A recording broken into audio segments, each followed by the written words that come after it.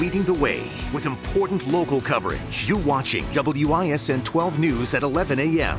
A crash sends a school bus flying into a Milwaukee church, trapping people inside. We've got to look at the damage and the rescues firefighters just made.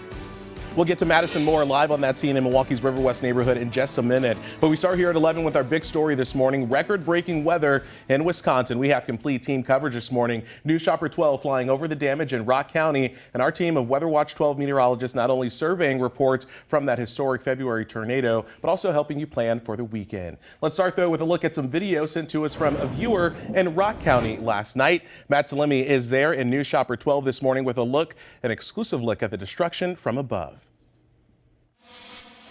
5 farms, all neighboring each other, had serious damage to all of their properties. You can see some trees and part of a barn down at that one. And then just a couple of fields away, 2 neighboring barns had their barns completely torn to the ground. Multiple barns on both of those properties.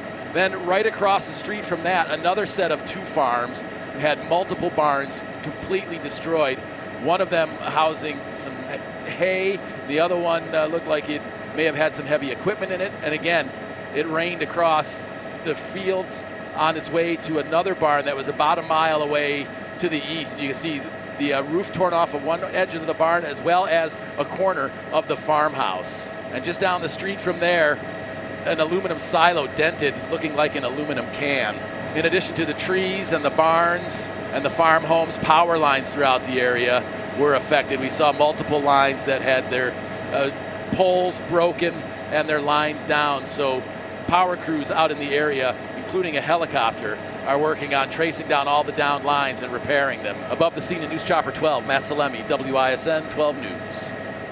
Let's bring in meteorologist Molly Bernard now. It's just incredible when you see the images from that tornado there in Evansville, and then you see Matt Salemi's vantage point, and you see the destruction left behind. This was a historic tornado, the first one ever to touch down in the month of February. And not only was it the first tornado in Wisconsin in February, it was the first tornado warnings in Wisconsin in February yesterday, and there were quite a few in the evening. I want to start off by putting where Matt Salemi was in News Chopper 12 on a map. This is Rock County. Damage reports from Evansville all the way towards north of Lake Koshkonong. So this was a system that started to move in just after 5 o'clock yesterday. You can see it on radar. This is yesterday at 5 o'clock. Just a severe thunderstorm warning, but very quickly 2 tornado warnings were issued.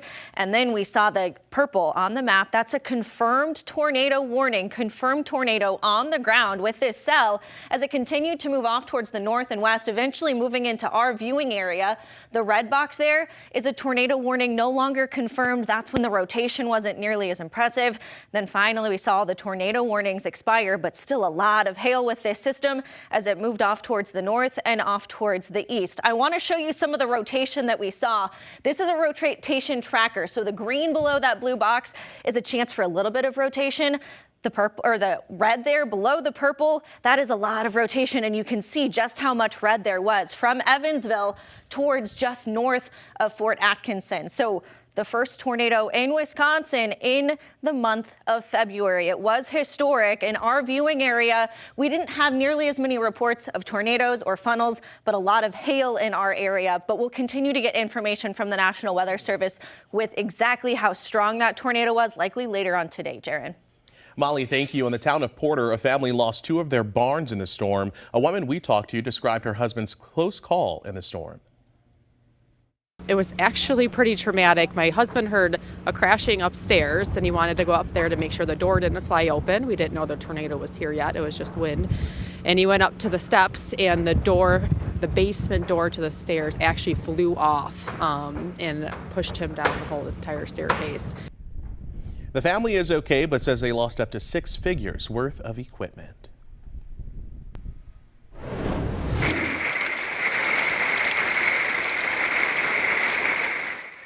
Last night's storm also dropped rain and hail and knocked out power to thousands in our western counties. This is video from Oconomowoc. You can see all that hail falling and even hear it as it hits the ground. Just before midnight, there were more than 1,500 We Energies customers without power. Now that number is around 60. 12 News is always here to keep you safe, especially when severe weather hits. To get the latest weather updates and to track the forecast wherever you are, just download the 12 News mobile app. It's free to download in your phone or tablet's app store. From there, you can turn on alerts and customize them for your neighborhood. 11:05, let's look ahead now to your weekend. Meteorologist Lindsay Slater joins us now. Not only did we get a historic tornado, we're also talking about some record warmth. 2 days in a row, Jaron. We have broke records now 2 days in a row. Yesterday, that record, 59 degrees. The previous record was 55 degrees. So it's obviously no wonder that we had a system like we did yesterday. It had enough fuel and a lot of upper level winds to kind of get that going. Today, we haven't hit 54 in the middle of the day. This happened around midnight last night. So we actually now have broken a record twice now by more than 2 degrees. This broke the record from about 3 degrees, and this one here about 4 degrees. Pretty wild to have this time of the year. But when you have southwesterly winds kicking in, that's bringing in warmth. You can see right here, we're 43 in Oconomowoc, and that wind is definitely howling. 46 right now, Oak Creek, Drexel Town Square. That system is moving its way off to the east. We'll have 30-mile-an-hour wind gusts, so it's kind of a small dog alert kind of a day. And look at this. The wind gusts in Milwaukee about 36 degrees. So that 12-hour forecast really showcasing us that high of about 52 to 53 degrees. Jaron, the temperatures are dropping overnight, and we are talking a bit of a cool stretch for us. I'll be highlighting that just ahead. Lindsay, thank you. We are following breaking news this morning. A crash in Milwaukee sent a school bus flying into the side of a Milwaukee church, trapping people inside. 12 News reporter Madison Moore is live on the scene near Holton and Locust in the River West neighborhood. Madison, the fire department just rescued 2 people from the roof. Jaron, just moments ago, the Milwaukee Fire Department rescuing an elderly woman and her disabled son from the roof of this building. They had a ladder up to the roof of the building, and they were rescuing them from the roof because the entrance to the building is now a gaping hole. That's where a school bus plowed through it during a multi-vehicle crash this morning on Locust and Holton. I was just shocked. I just was like, oh my God. We did see the accident. We thought there was kids on the bus.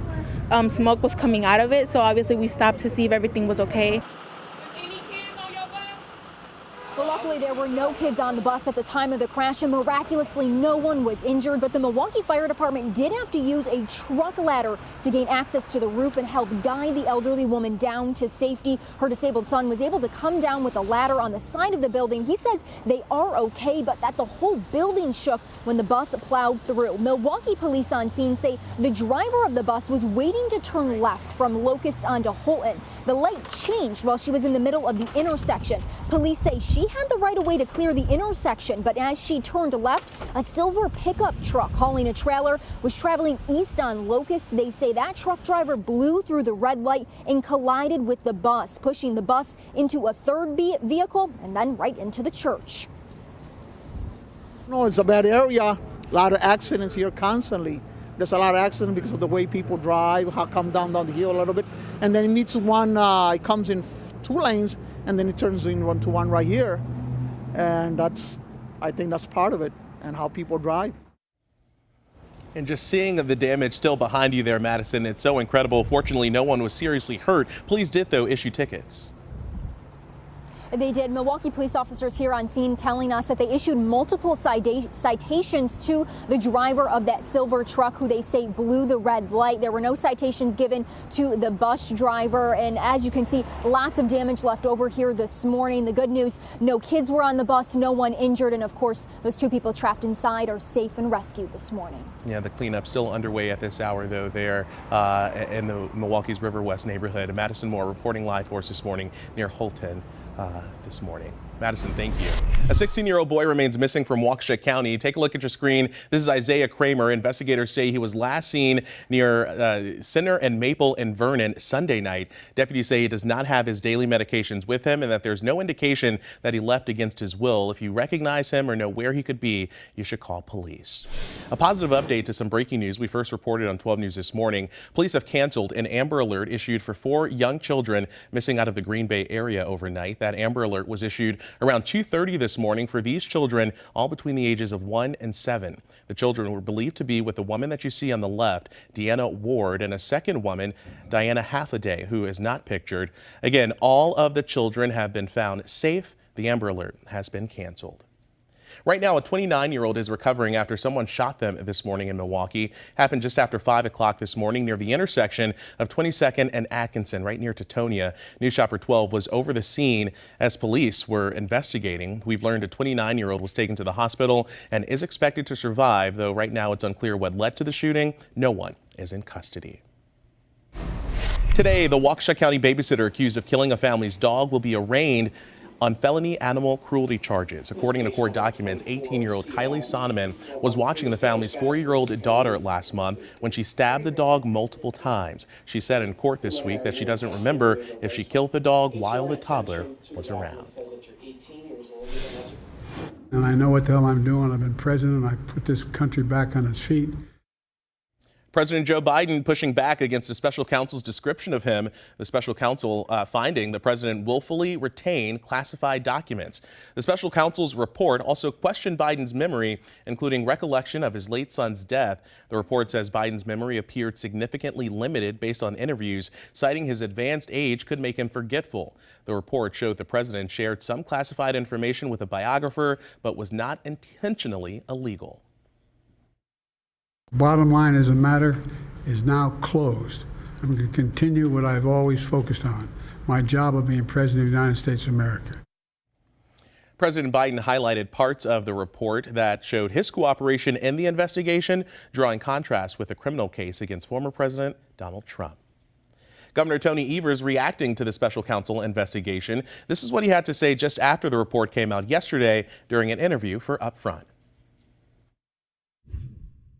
Do you have his faith in his ability as president? I can only operate under what I've seen, and I've been with him many times, just recently up in Superior as we were talking a lot around what kind of infrastructure he's brought to the state, and I've never seen anything like that. And that's just me. I can't speak for other people. I can just tell you my experience with President Biden is that's not an issue.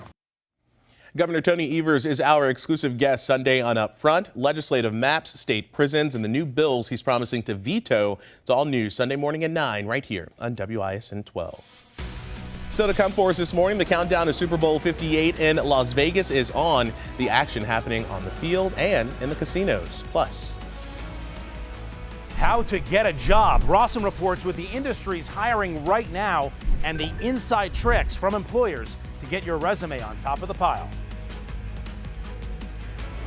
Hey, Milwaukee, grab your phone and scan this QR code to download our free Very Local app. Watch our newscasts, original series, and so much more. Scan the code and stream like a local.